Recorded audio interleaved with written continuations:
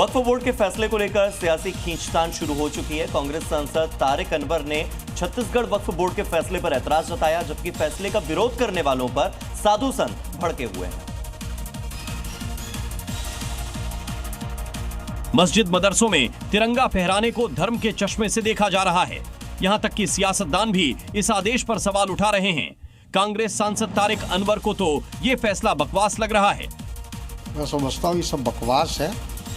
हमारे देश की एक परंपरा नहीं है कि जो धार्मिक स्थल है वहाँ तिरंगा झंडा फहराया जाए, और तिरंगा तो लोग अपनी मर्जी से फहराते हैं, किसी पर दबाव देके बंदिश करके नहीं किया जा सकता है। उधर महामंडलेश्वर कंप्यूटर बाबा ने मस्जिद मदरसों पर तिरंगा फहराने का विरोध करने वालों पर तीखा प्रहार किया। उन्होंने ऐसे लोगों को पाकिस्तान परस्त करार दिया है। न करने का तो सवाल ही नहीं उठता। जिन लोगों को तिरंगा फहराने से दिक्कत हो रही है वो पाकिस्तान परस्ती की बात कर रहे हैं। जो देशभक्त है वो तिरंगे से दूरी नहीं बना सकता। और इस वक्त एक और बड़ी खबर आपको बता दें, स्वतंत्रता दिवस के मद्देनजर लखनऊ में सुरक्षा के पुख्ता इंतजाम किए गए हैं। लखनऊ में वेब मॉल में बम स्क्वाड और पुलिस टीम ने सघन चेकिंग अभियान शुरू कर दी है। स्वतंत्रता दिवस को लेकर पुलिस प्रशासन अलर्ट मोड पर है। लखनऊ के संवेदनशील इलाकों में लगातार सघन गहन चेकिंग हो रही है। पुलिस ने यह ऑपरेशन चलाया, मॉल के अंदर जाकर के चेकिंग की है, कोई भी अप्रिय घटना न हो, स्वतंत्रता दिवस बिल्कुल ही हंसी खुशी के साथ मनाया जाए और इसमें सौहार्दपूर्ण तरीके से यह त्योहार बने, इस बात को सुनिश्चित कर रहा है लखनऊ का प्रशासन।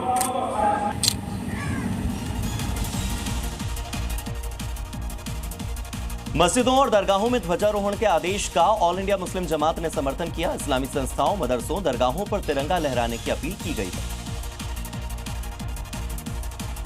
स्वतंत्रता दिवस पर मस्जिदों और मदरसों में तिरंगा फहराने के आदेश का जहां कुछ मुस्लिम संगठन विरोध कर रहे हैं और आदेश को धार्मिक एंगल देकर एक नई बहस छेड़ दी है, तो उधर इस आदेश को ऑल इंडिया मुस्लिम जमात सही बता रहा है और उसके समर्थन में उतर आया है। ऑल इंडिया मुस्लिम जमात के अध्यक्ष मौलाना शहाबुद्दीन रजवी बरेलवी ने कहा कि देश का हर मुसलमान अपने दुकान, मकान पर झंडा लहराए और तमाम मदरसों में और साथ ही इस्लामी संस्थाओं, मदरसों, दरगाहों और स्कूल कॉलेजों में तिरंगा फहराकर आजादी का जश्न मनाएं।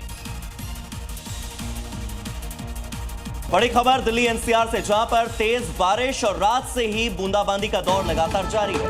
नोएडा, ग्रेटर नोएडा में भी बारिश का कहर लगातार जारी है। कई इलाकों में जलभराव की खबर सामने आ रही है। ये बड़ी जानकारी आपको दे रहे हैं। दिल्ली एनसीआर इलाके में देर रात से ही तेज बरसात हो रही है। ये तस्वीरें तड़के सुबह की आप देख रहे हैं, जहां पर झमाझम बारिश हो रही है और लोगों को काफी परेशानी का सामना करना पड़ रहा है। पिछले 2 दिनों से बारिश से राहत थी। पिछले 2 दिनों में दिल्ली एनसीआर में बारिश नहीं हो रही थी, लेकिन जैसा कि अलर्ट आईएमडी की ओर से जारी किया गया था, 14 अगस्त के बाद से ही बारिश का दौर तेज होगा और ऐसे में देर रात से बारिश शुरू हो चुकी है और आने वाले 4 से 5 दिन दिल्ली एनसीआर में बारिश की संभावना मौसम विभाग ने जारी की है। तो ऐसे में लोगों को सावधान रहने, सतर्क रहने की जरूरत है, साथ ही साथ तैयार रहने की भी जरूरत है, क्योंकि यातायात और जलजमाव दोनों प्रभावित होंगे।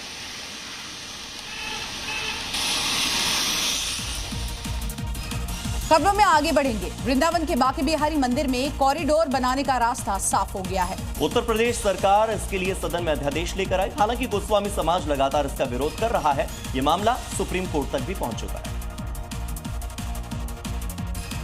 लेकिन योगी सरकार ने अब इस मामले में एक नया अध्यादेश जारी कर दिया है, जिसके तहत ही अब श्री बांके बिहारी मंदिर न्यास का गठन होगा। न्यास यानी ट्रस्ट में 11 नामित और 7 पदेन सदस्य होंगे। नए और पुराने अध्यादेश में अंतर की बात करें तो नए अध्यादेश में मंदिर के बेहतर प्रशासन के लिए लाया गया है, जबकि पुराना अध्यादेश मंदिर के प्रबंधन को लेकर था। नए अध्यादेश में ट्रस्ट में डीएम, एसपी, नगर आयुक्त जैसे सरकारी नुमाइंदे भी रहेंगे, जबकि पुराने अध्यादेश में मंदिर के प्रबंधन का जिम्मा स्वामी हरिदास के वंशजों और 360 सेवायतों के पास था। नए अध्यादेश के मुताबिक ट्रस्ट में गोस्वामी समाज के भी सदस्य शामिल रहेंगे और ट्रस्ट के सभी सदस्यों का स्नातनी होना अनिवार्य है।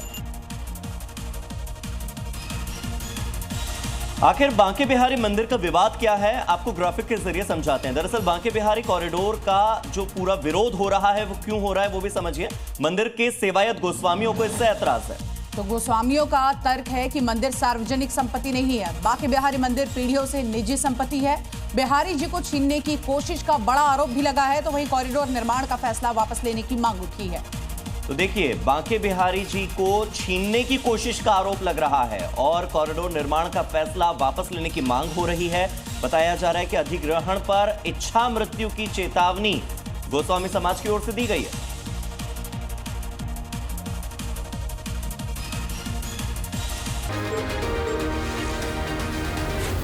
Z News.